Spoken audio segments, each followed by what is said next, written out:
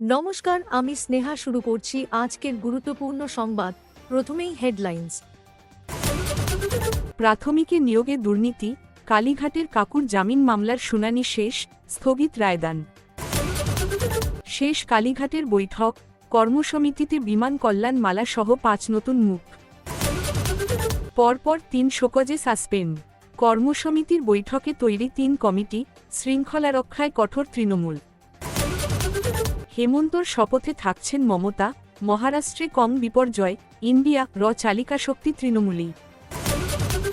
নিয়োগ দুর্নীতি মামলায় বড় পদক্ষেপ সিবিআইয়ের, গ্রেপ্তার পার্থ ঘনিষ্ঠ সেই সন্তু।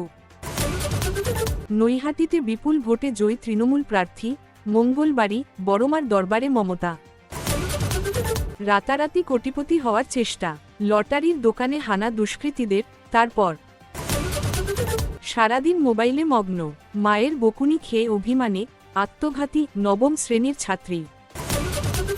কলকাতার বায়ুও দূষিত, পরিস্থিতি মোকাবিলায় পদক্ষেপের কথা জানালেন ফিরহাদ।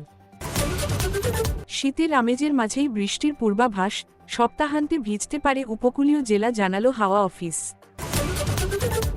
আপনি কোথা থেকে আমাদের ভিডিওটি দেখছেন অবশ্যই কমেন্ট করে জানাবেন।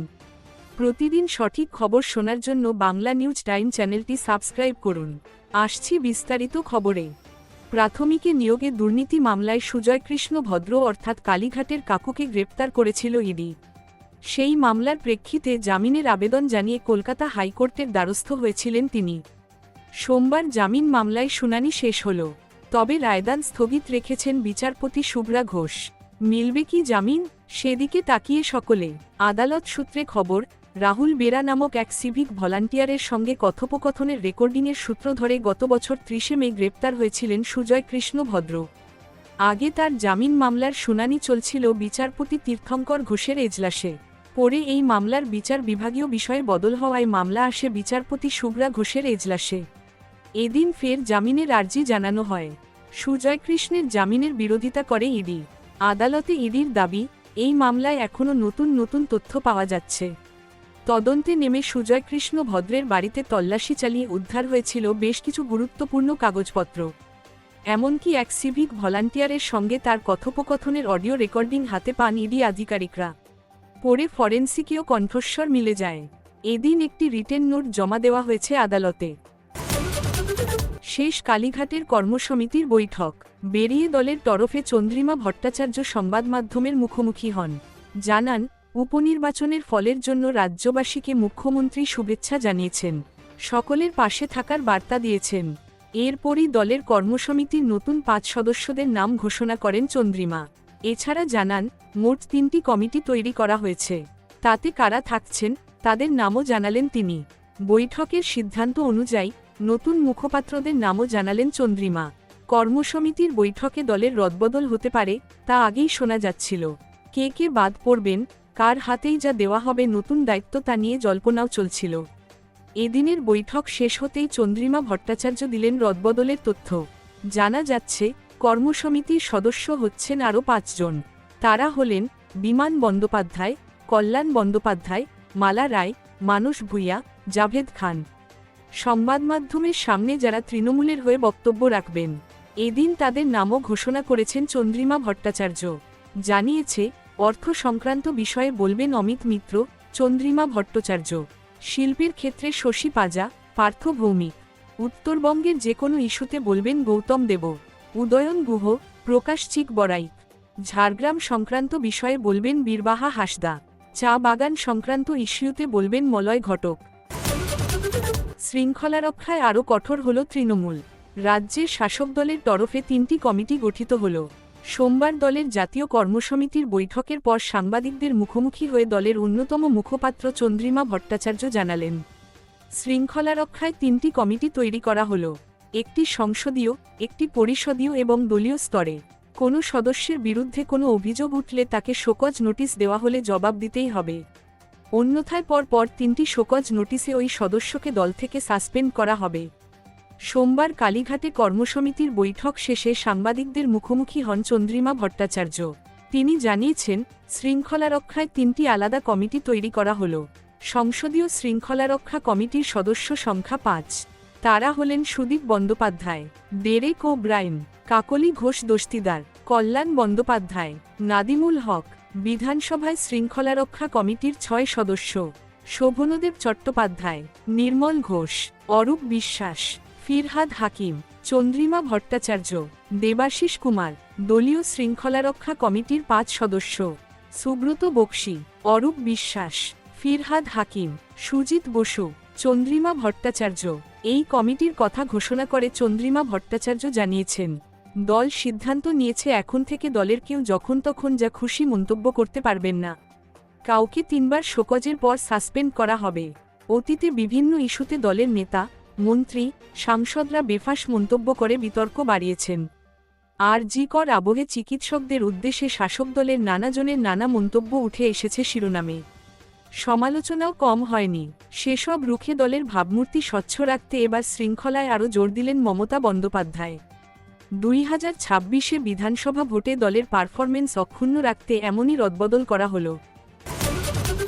বৃহস্পতিবার দুপুর 3টায় দ্বিতীয়বারের জন্য ঝাড়খণ্ডের মুখ্যমন্ত্রী হিসেবে শপথ নেবেন হেমন্ত সোরেন। সেই শপথগ্রহণ অনুষ্ঠানে থাকবেন বাংলার মুখ্যমন্ত্রী মমতা বন্দ্যোপাধ্যায়। রাজভবন নয়, অনুষ্ঠান হবে হাজার হাজার মানুষের সামনে। সেই অনুষ্ঠানে হেমন্তর পাশে দেখা যাবে তাকে। মুখ্যমন্ত্রীর এই সফরকে তাৎপর্যপূর্ণ বলে মনে করছে ওয়াকিবহাল মহল। যেখানে বাংলার উপনির্বাচনে 6টির মধ্যে 6টিতেই জয় পেয়েছে তৃণমূল কংগ্রেস, সেখানে সদ্য মহারাষ্ট্রে বিপর্যয়ের মুখে পড়েছে কংগ্রেস। 102টি আসনে লড়ে হাত শিবির জয় পেয়েছে মাত্র 16টিতে। এই পরিস্থিতিতে ঝাড়খণ্ডে ইন্ডিয়া জোটের অন্যতম নেতা হেমন্তর শপথে মমতা উপস্থিতি যেন তাকেই নতুন করে ইন্ডিয়া জোটের মুখ হিসেবে তুলে ধরবে। কেননা বিজেপির সঙ্গে সম্মুখ সমরে যেভাবে কংগ্রেস বারবার মুখ থুবড়ে পড়েছে, সেখানে ঘাসফুল শিবির ধাক্কা দিতে সমর্থ হয়েছে পদ্ম শিবিরকে। ফলে এটা স্পষ্ট হয়ে গিয়েছে যে মোদির বিরুদ্ধে মমতা বন্দ্যোপাধ্যায়কেই প্রধান বিরোধী নেত্রী হিসাবে তুলে ধরার প্রয়োজনীয়তা ক্রমেই উজ্জ্বল হয়েছে। এদিকে সব মিলিয়ে লোকসভা নির্বাচনে পর ইন্ডিয়া জোট একের পর এক ধাক্কা খেয়ে চলেছে। এর আগে হরিয়ানায় কার্যত নিশ্চিত জয় হাতছাড়া হয়েছে কংগ্রেসের। মহারাষ্ট্রেও মহাবিকাশ আঘাড়ি মহাজোটকে সমানে সমানে টক্কর দেবে বলে প্রত্যাশা করা হচ্ছিল, কিন্তু মারাঠাভূমে একপেশেভাবে জয় পেয়েছে বিজেপি জোট। ইন্ডিয়া জোট কার্যত ধরাশায়ী। সেখানে একমাত্র হেমন্ত সোরেন ইন্ডিয়া জোটের মানরক্ষা করেছেন। গোটা দেশে হতাশার মধ্যে হেমন্তই আশার আলো। সম্ভবত সে কারণেই তার শপথ গ্রহণের অনুষ্ঠানকে মেগাশো হিসাবে তুলে ধরতে চাইছে ইন্ডিয়া জোট। নিয়োগ দুর্নীতি মামলায় গ্রেপ্তার পার্থ ঘনিষ্ঠ আরও এক এজেন্ট। এবার সিবিআইয়ের জালে সেই সন্তু গঙ্গোপাধ্যায়। নিয়োগ দুর্নীতি মামলায় একাধিকবার উঠে এসেছে সন্তুর নাম। তল্লাশি চলে তার বাড়িতেও, এমনকি যুবককে জিজ্ঞাসাবাদও করেছে সিবিআই। চার্জশিটেও নাম ছিল তার। আদালতের নির্দেশে দীর্ঘদিন ধরে নিয়োগ দুর্নীতি মামলার তদন্ত চালাচ্ছে সিবিআই। পার্থ চট্টোপাধ্যায় সহ প্রভাবশালী একাধিক ব্যক্তিকে গ্রেপ্তার করা হয়েছে। হুগলির ব্যবসায়ী অয়নশীলকে গ্রেপ্তারের পর উঠে এসেছিল পার্থ চট্টোপাধ্যায় ঘনিষ্ঠ সন্তু গঙ্গোপাধ্যায়ের নাম। এরপর তার বাড়িতে হানা দিয়েছিল সিবিআই। দীর্ঘক্ষণ চলে তল্লাশি। পরবর্তীতে তাকে একাধিকবার জেরাও করা হয়। সোমবার তাকে গ্রেপ্তার করল কেন্দ্রীয় তদন্তকারী সংস্থা। ইডির দাবি, এজেন্ট হিসাবে বিভিন্ন জেলার এজেন্টদের কাছ থেকে সন্তু গঙ্গোপাধ্যায় কয়েক কোটি টাকা তুলেছেন। 2012 ও 2014 সালে টেট পরীক্ষার্থীদের কাছ থেকে 45 কোটি টাকা তুলেছিলেন অভিযুক্ত অয়নশীল। এর মধ্যে 26 কোটি 30 লাখ টাকা বেহালার সন্তুকে দেন অয়ন। সেই টাকা ক্রমে পার্থ চট্টোপাধ্যায়ের হাতে পৌঁছয় বলে অভিযোগ। ইডি ও সিবিআইয়েরও অভিযোগ, অয়নশীল ও পার্থ চট্টোপাধ্যায়ের মধ্যস্থতাকারী হিসাবে কাজ করতেন সন্তু গঙ্গোপাধ্যায়। সিবিআই পার্থ চট্টোপাধ্যায়কে গ্রেপ্তারের পর তদন্ত করেই সন্তু গঙ্গোপাধ্যায়ের সঙ্গে তার যোগের ব্যাপারে নিশ্চিত হন। উপনির্বাচনে নৈহাটি থেকে রেকর্ড ব্যবধানে জিতেছেন তৃণমূল প্রার্থী সন্দে।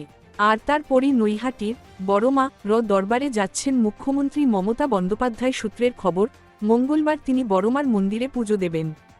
দুপুর 3টে নাগাদ সেখানে যাওয়ার কথা তার। এই খবর জেলায় পৌঁছতেই বারাকপুর পুলিশ কমিশনারেটের কর্তারা জেলা প্রশাসনের সঙ্গে বৈঠকে বসেছেন। মন্দির ও আশপাশের নিরাপত্তা খতিয়ে দেখছেন তারা। এরপর মন্দির কর্তৃপক্ষও বৈঠক করবে বলে খবর। এবারের উপনির্বাচনে নৈহাটি থেকে প্রায় 50,000 ভোটে জিতেছেন তৃণমূলের সন্দে। এই ব্যবধান আগের বিধায়ক পার্থ ভৌমিকের ব্যবধানকেও পেরিয়ে গিয়েছে। তবে এই জয় আরও একদিক থেকে ব্যতিক্রমী। কারণ এবার সন্দেহ সমর্থনে নেমেছিলেন ময়দানের 3 প্রধান। তা নিয়ে বিতর্ক তৈরি হয়েছিল। তবে সমস্ত সমালোচনা বিতর্ক উড়িয়ে জনসমর্থন আদায় করেছেন দক্ষ ক্রীড়া সংগঠক সন্দে। মাস 6 আগে লোকসভা ভোটেও বারাকপুর আসনটি বিজেপির অর্জুন সিংয়ের কাছ থেকে ছিনিয়ে নিয়েছেন তৃণমূলের পার্থ ভৌমিক। ফলে জোড়া জয়ের আনন্দে ভাসছে স্থানীয় তৃণমূল নেতৃত্ব। আর এই আবহেই মঙ্গলবার নৈহাটি যাচ্ছেন মুখ্যমন্ত্রী। ভোট সাফল্যের পরই সেখানকার শতাব্দী প্রাচীন বড়মার মন্দিরে মঙ্গলবার বিকেলে মমতা বন্দ্যোপাধ্যায় পুজো দেবেন বলে সূত্রের খবর। আর তার আগমন উপলক্ষে স্বভাবতই বেড়েছে নিরাপত্তা। পুলিশ কর্তারা বৈঠকে বসেছেন। মন্দিরে মুখ্যমন্ত্রীর প্রবেশ প্রস্থান কোন পথে হবে আলোচনায় তা উঠে এসেছে বলে খবর। এরপর মন্দির কর্তৃপক্ষ আলাদা করে এ নিয়ে বৈঠক করবে বলে খবর। বৈঠকের পর বড়মা কমিটির সভাপতি তথা নৈহাটি পৌরসভার চেয়ারম্যান অশোক চট্টোপাধ্যায় বলেন, কোনো রাজনৈতিক কর্মসূচি নয়। মুখ্যমন্ত্রীর অনেক দিনের ইচ্ছাকে মান্যতা দিয়ে আগামীকাল তিনি বড়মার দর্শন করতে আসছেন।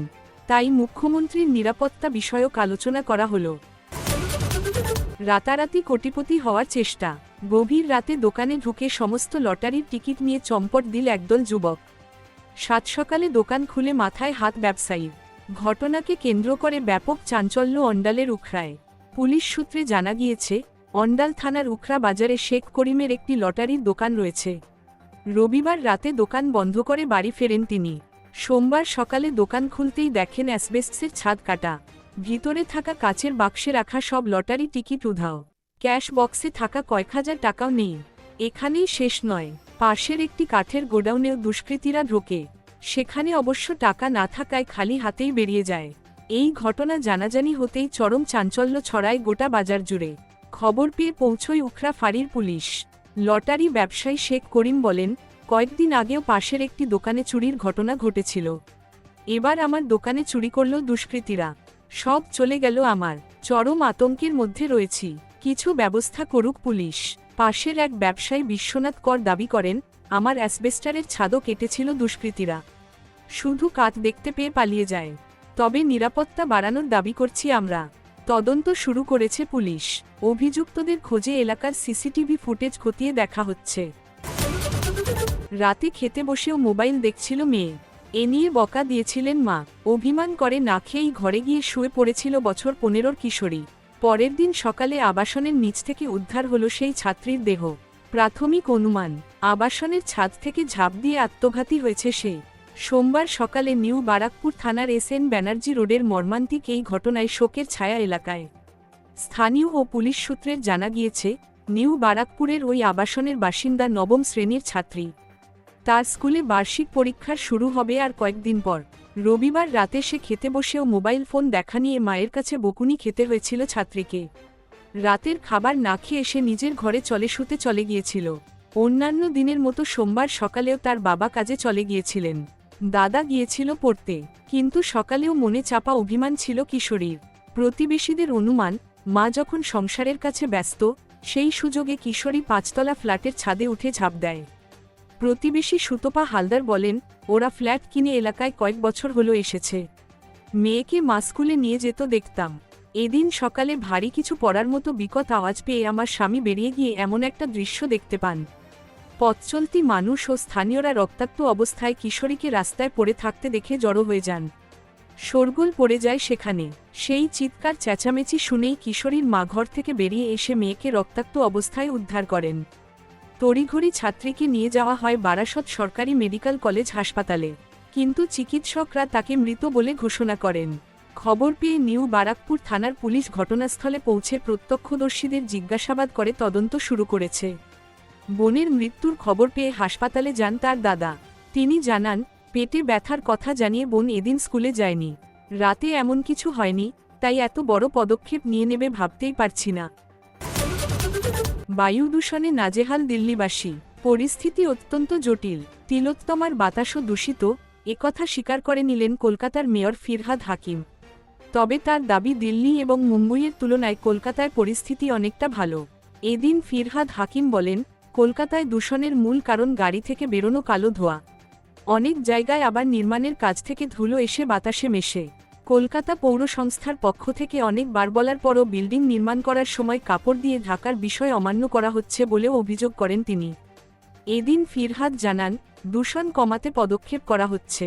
মিস্ট ক্যাননের মাধ্যমে জল ছাড়ানো হচ্ছে। স্প্রিংকলের ব্যবহার করে গাছে ও রাস্তায় জল দেওয়া হচ্ছে। তবে কিছু মানুষের অসহযোগিতার জন্য সম্পূর্ণভাবে বায়ু দূষণ রোধ করা যাচ্ছে না বলে এদিন মন্তব্য করলেন ফিরহাদ। এদিন ওয়াকফ বিল নিয়েও মুখ খুললেন ফিরহাদ হাকিম। তার কথায়, অগণতান্ত্রিকভাবে ওয়াকফ বিল আনা হয়েছে। জয়েন্ট পার্লামেন্ট কমিটিতে রয়েছে এই বিলটি, যার প্রতিবাদ হচ্ছে দেশজুড়ে হচ্ছে। তাই এই বিলের বিরোধিতা আমরাও করছি। আগামী 30 নভেম্বর তৃণমূল কংগ্রেসের সংখ্যালঘু সেলের তরফ থেকে এর প্রতিবাদে রানী রাসমণি রোডে মিছিল হবে বলে জানালেন ফিরহাদ হাকিম। নভেম্বরের শেষ সপ্তাহে শীতের আমেজ বেশ উপভোগ করছেন বঙ্গবাসী। সকালে আর রাতে বেশ ঠান্ডা ভাব, গায়ে গরম জামা আরামই দিচ্ছে। দিনভর মনোরম আবহাওয়া, কিন্তু এই রেশ কেটে দিতে পারে বৃষ্টি, এমনই পূর্বাভাস শোনালো হাওয়া অফিস। সপ্তাহান্তে উপকূলের জেলাগুলিতে বৃষ্টি হতে পারে বলে খবর আলিপুর আবহাওয়া দপ্তর সূত্রে। শনিবার হালকা বৃষ্টির সামান্য সম্ভাবনা পূর্ব মেদিনীপুর ও দক্ষিণ 24 পরগনা জেলায়। তবে তাতে তাপমাত্রার বিশেষ হেরফের হবে না বলেই মনে করছেন আবহবিদরা। হাওয়া অফিস সূত্রে জানা গিয়েছে, দক্ষিণ পূর্ব বঙ্গোপসাগরে সুস্পষ্ট নিম্নচাপে পরিণত হয়েছে সিস্টেম। সোমবার তা গভীর নিম্নচাপে পরিণত হতে চলেছে। শক্তি বাড়িয়ে অতি গভীর নিম্নচাপ হলেও তা ঘূর্ণিঝড়ের আকার নেবে কিনা তা নিয়ে এখনই নিশ্চিত নয় আবহাওয়া দপ্তর। তবে এই নিম্নচাপ অক্ষরেখার অভিমুখ আপাতত শ্রীলঙ্কা ও তামিলনাড়ু উপকূল। দক্ষিণ বঙ্গোপসাগরে এই নিম্নচাপের প্রভাব সরাসরি পড়ছে না বাংলায়। অন্যদিকে নতুন করে উত্তর পশ্চিম ভারতে আসছে পশ্চিমী ঝঞ্ঝা। একটি নিম্নচাপ অক্ষরেখা রয়েছে দক্ষিণ পূর্ব বঙ্গোপসাগরের নিম্নচাপ থেকে কোমরিন এলাকা পর্যন্ত। উত্তর পূর্ব অসমের কাছে রয়েছে আরও একটি ঘূর্ণাবর্ত। এর জন্য মৎস্যজীবীদের জন্য সতর্কবার্তা দেওয়া হয়েছে। ইতিমধ্যেই দক্ষিণ পূর্ব বঙ্গোপসাগর ও দক্ষিণ পশ্চিম বঙ্গোপসাগর এলাকায় মৎস্যজীবীদের গভীর সমুদ্রে যেতে নিষেধাজ্ঞা জারি করেছে হাওয়া অফিস। শ্রীলঙ্কা ও তামিলনাড়ু উপকূলে মৎস্যজীবীদের মাছ ধরতে যেতে নিষেধ করা হয়েছে। এদিকে সপ্তাহভর শীতের আমেজ জারি বঙ্গে। সকালে হালকা থেকে মাঝারি কুয়াশার সম্ভাবনা বেশ কিছু জেলাতে। নতুন করে তাপমাত্রা নামার সম্ভাবনা কম। হালকা থেকে মাঝারি কুয়াশা হতে পারে বিক্ষিপ্তভাবে প্রায় সব জেলায়। সকালের দিকে কুয়াশা থাকার সম্ভাবনা পশ্চিম বর্ধমান, মুর্শিদাবাদ, বীরভূমে। আগামী 24 ঘন্টায় হালকা বৃষ্টির খুব সামান্য সম্ভাবনা দার্জিলিং ও কালিম্পং জেলার পার্বত্য এলাকায়। সকালের দিকে কুয়াশার হালকা চাদর থাকবে দার্জিলিং এবং উত্তর দিনাজপুর জেলাতে। মালদহেও কুয়াশার সম্ভাবনা, তবে আপাতত ঘন কুয়াশার সতর্কবার্তা নেই। কলকাতায় তাপমাত্রা 17 থেকে 20 ডিগ্রির আশেপাশে থাকবে বলে পূর্বাভাস হাওয়া অফিসের। আজও কলকাতার তাপমাত্রা 17 ডিগ্রির ঘরে। দিনের তাপমাত্রা আরও খানিকটা নিম্নমুখী। সকালের দিকে হালকা কুয়াশা ও ধোঁয়াশা, বেলা বাড়লে পরিষ্কার আকাশ, মনোরম আবহাওয়া। শীতের আমেজ আরও একটু বেশি। কলকাতায় এখনই বৃষ্টির কোনো সম্ভাবনা নেই। আজ সর্বনিম্ন তাপমাত্রা 17.6 ডিগ্রি। রবিবার দিনের সর্বোচ্চ তাপমাত্রা ছিল 26.9 ডিগ্রি। বাতাসে জলীয় বাষ্পের পরিমাণ বা আপেক্ষিক আর্দ্রতা 46 থেকে 97%। আজকের মতো খবর এখানেই শেষ হলো।